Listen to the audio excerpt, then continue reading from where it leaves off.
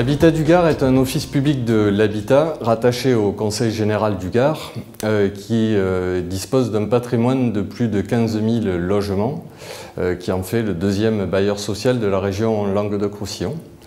C'est un budget de 160 millions d'euros avec plus de 70 millions d'euros d'investissement sur le département. 330 agents et salariés d'Habitat du Gard avec pour la plupart d'entre eux des missions de proximité sur l'ensemble du territoire gardois puisque nous sommes implantés sur plus de 65 communes. Alors la fusion avec l'Office de la Grande Combe est née d'une situation de l'Office de la Grande Combe qui était assez difficile depuis quelques années avec des rapports et de la Milos et de l'ensemble des intervenants, que ce soit la Caisse des dépôts, l'État, etc., qui pointaient du doigt et alertaient sur les difficultés financières de l'OPH de la Grande Combe, du président de cet office, M. Malavieille, qui lui aussi s'inquiétait de l'avenir de son office, puisque l'office de la Grande Combe est un petit office de 950 logements, situé sur le nord du territoire dans les Cévennes. Et donc au mois de mars 2013, Habitat du Gard, nous avons été saisis à la fois par la Fédération des offices qui alertaient depuis un certain nombre d'années, à la fois par le président Malavieille de l'OPH de la Grande Combe, et puis par l'ensemble des acteurs, et nous nous sommes saisis de ce dossier. Dès le mois de mars 2013, la Fédération des offices nous a saisis et aidés, accompagnés sur ce projet de fusion, sur tous les aspects en fait, puisque nous avons été pris pas au dépourvu, mais il fallait aller très vite. Et donc nous avions besoin de conseils, à la fois en expertise sur ce qu'était une fusion, comment la mettre en œuvre, quelles étaient les prémices, ce qu'il fallait faire en amont pour essayer de gagner le plus de temps possible. Donc on a commencé à travailler avec la direction de la Fédération, avec M. Paté, avec M. Goyard, avec M. Descolonges. Et donc nous avons fait un travail très abouti et qui était quotidien. Nous avons fait appel à aucun cabinet extérieur. Ce sont les équipes de proximité et de terrain d'Habitat du Gard qui ont travaillé avec celle de l'OPH de la Grande Combe. Et nous avons construit ensemble ce projet positif, ce projet d'avenir pour la Grande Combe. C'est en tout cas comme ça que ça a été perçu, c'est comme ça que c'est vécu aujourd'hui. Et donc ça s'est passé de manière rapide, efficace.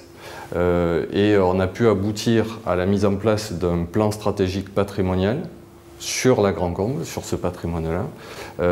Et ensuite, nous avons travaillé sur le financement de ce plan.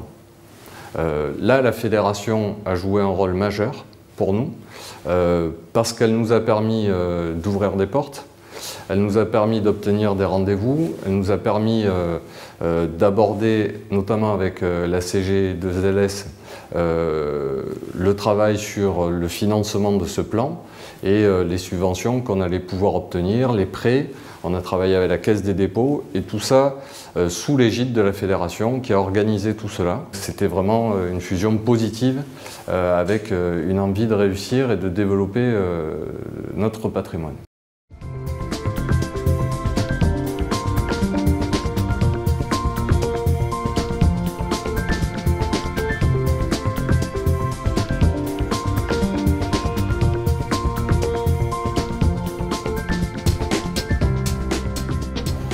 Drôme Aménagement Habitat, notre organisme est un outil de taille moyenne puisqu'on gère un peu plus de 10 000 logements sur le département de la Drôme. C'est un office départemental. On y pratique donc les deux métiers fondamentaux et deux métiers de base que sont la gestion de 10 000 logements et puis la construction. On produit à peu près 250 à 300 logements par an. Donc on fait des opérations là. On a sensiblement et assez fortement depuis 10 ans maintenant diversifié l'activité de l'organisme pour répondre aux besoins des territoires et ne pas être strictement cantonné dans notre rôle de gestionnaire et de constructeur de logements locatifs sociaux.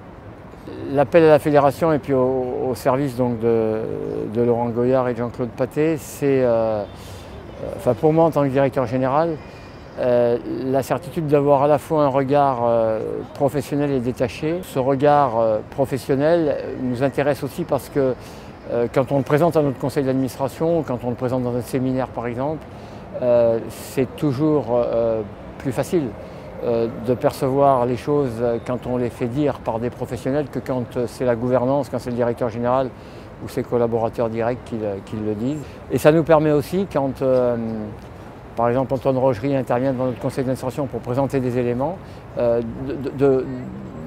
d'être plus crédible parce qu'on a derrière une assise de plus de 200 organismes et on parle avec la légitimité du mouvement et non pas avec notre regard à nous centré uniquement sur la Drôme.